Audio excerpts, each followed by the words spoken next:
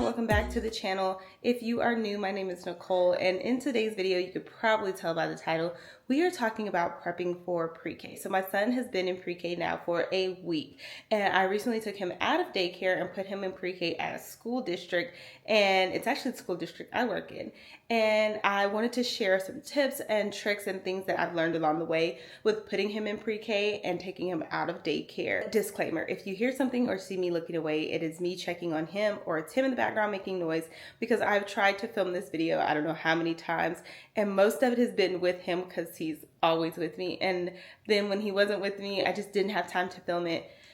I woke up at 4 in the morning today to film it, and he popped right on up with me. So yeah, I decided to just do the best I can and make this work, because I really want to share these tips with you all before most of the world goes back to school. So let's get into the tips. So before we get into the tips, I wanted to just share why I chose to do pre-K at an actual school versus pre-K at the daycare, because as you know, most daycares now have pre-K 3, pre-K 4 classes, right? But I decided to pull him out of daycare and do pre-K at a regular school versus a daycare because, one, the cost. I was so tired of spending $800 a month in daycare, and then most of the time he wouldn't be there, because when I'm out of school, those weeks or 2 weeks when I'm out of school, or 2 months, I was still having to pay for daycare even though he wasn't going. And I needed to do that so I could keep his spot. And so I was like, you know what? I'm really tired of paying $800. And for me, pre-K is free. So if you have a child that was in foster care, currently in foster care, or anything like that, then they get pre-K for free. Or it is based off of your income. So in my school district, teachers can get it at a lower cost. Or if you were from a lower income family, they are really pushing pre-K. And so it's free. And you get free breakfast and you get free lunch, and it's a great education, and it preps them for kindergarten. So that's why I chose to put him into pre-K at a school district. Second reason I took him out is because of the qualifications of the teachers and the staff that are at these schools. So I love my son's daycare teachers. They were amazing. I actually had the hardest time pulling him out of daycare because I just really love them, and I know they took great care of my son. However, they do not have the time to do all of the trainings that teachers do. On top of that, they're not specialists at the daycare. So my son was getting ECI services since he was about 9 months old. I kind of noticed early on, while he was still in care, that he was just not progressing. He wasn't lifting his head. He wasn't able to crawl, and he was almost 1, still not crawling. So we talked to his pediatrician and we got him into ECI services. But ECI was going out to his daycare or coming to the home or doing telehealth, and we would do those, and he did it for OT, PT, and speech. And while he progressed in some areas, his speech still was delayed significantly. And so he was doing speech up until the age of 3. But when they turned 3, ECI stopped. And ECI was really helping the daycare teachers with tips and tricks and tools to really work with him. So once that stopped, they were no longer able to get that help from ECI. And when I took him for an evaluation, they said that he did not qualify by like a couple of points for speech services. So they recommended after the summer to put him in pre-K at a school.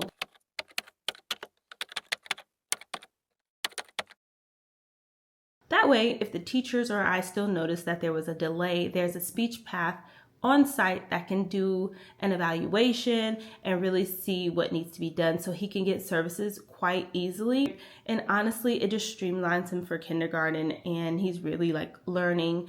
The other day he was telling me he was 3. He's never told me he was 3. So I know he's already learning, and it's only been a week.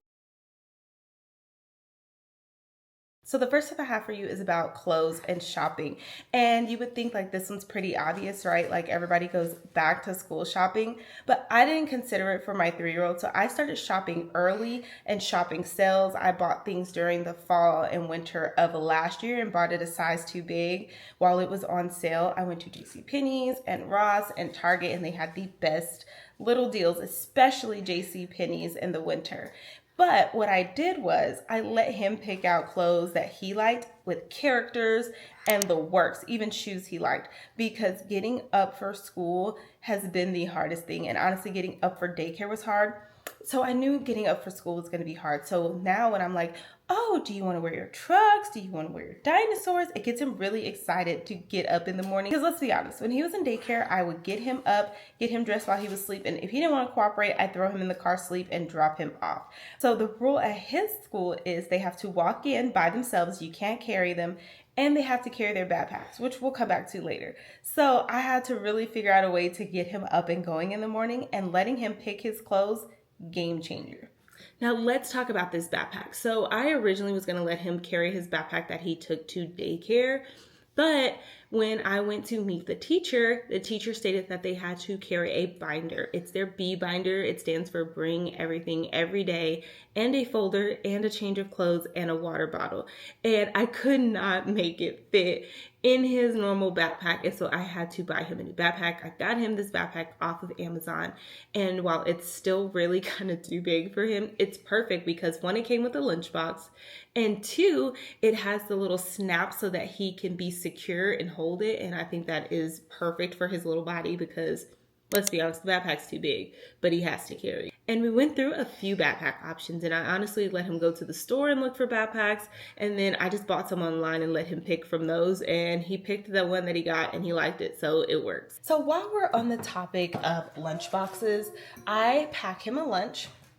I packed him snacks the first week just because I really wasn't sure what kind of lunch to pack him. This morning, I packed him a PB&J, but his teacher stated that they tried to feed them the school lunch. Even if they bring a lunchbox, they're going to give them the option of having school lunch as well. I just spilled coffee everywhere. And so what I did over the summer actually was practice eating different foods, eating different snacks, because each parent is in charge of snack on a different day, and you have to supply it for the whole class. And so that means he's going to have to eat whatever somebody else brings. So I pack him a lunch and a snack of his own, in addition to the snack that the other parents bring. We tried over the summer eating different snacks and foods, and he's picky, but we're getting there. All right, y'all, so it is 6:40. We gotta load up this car and get out the door, so we will finish the tips as soon as I drop them off. We gotta get going. Let's go. Come on. You wanna take some of these to go?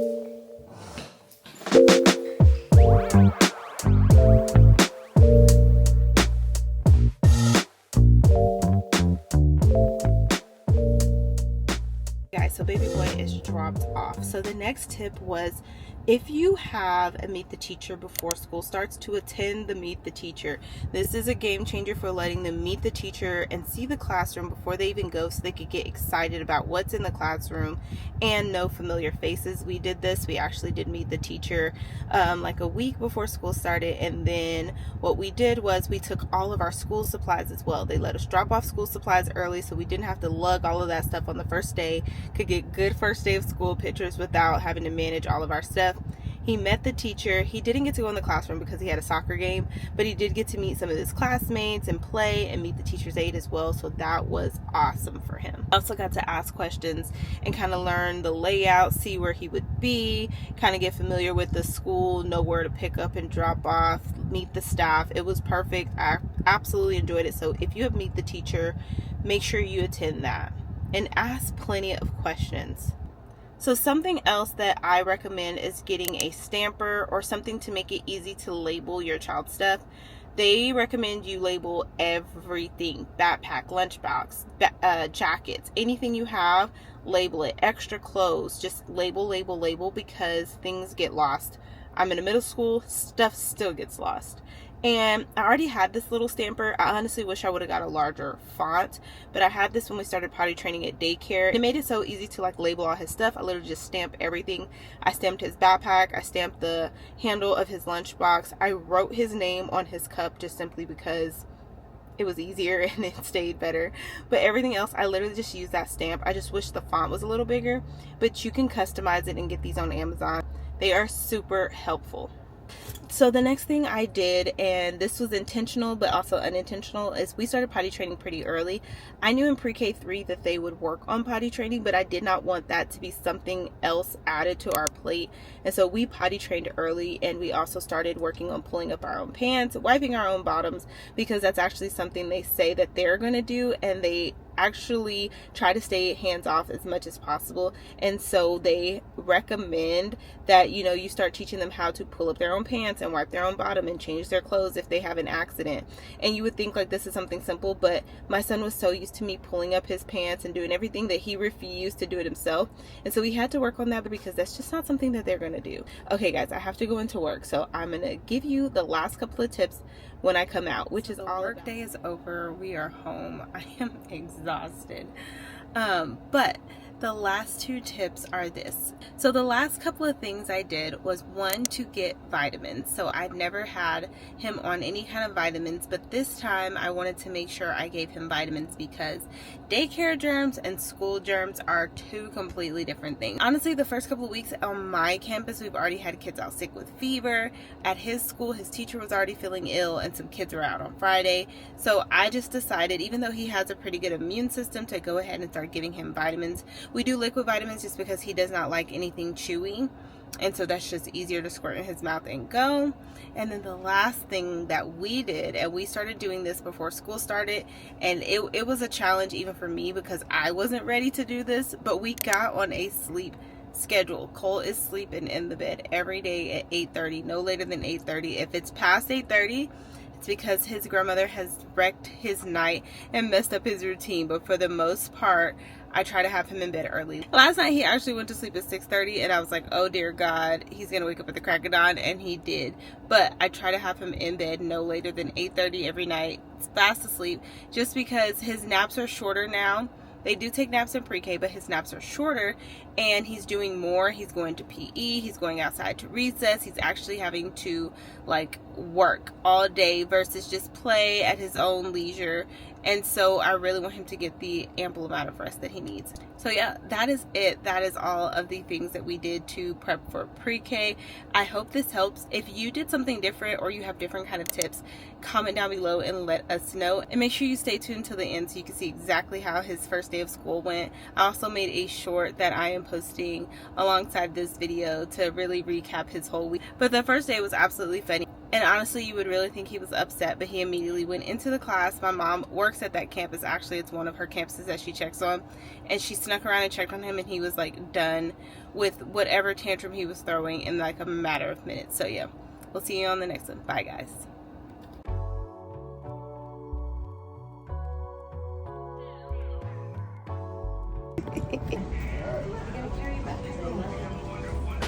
You a big boy? No, we're not going bye-bye. You want to have fun? No? You don't want to play with us? We're going to play. We are. Come here. Say bye.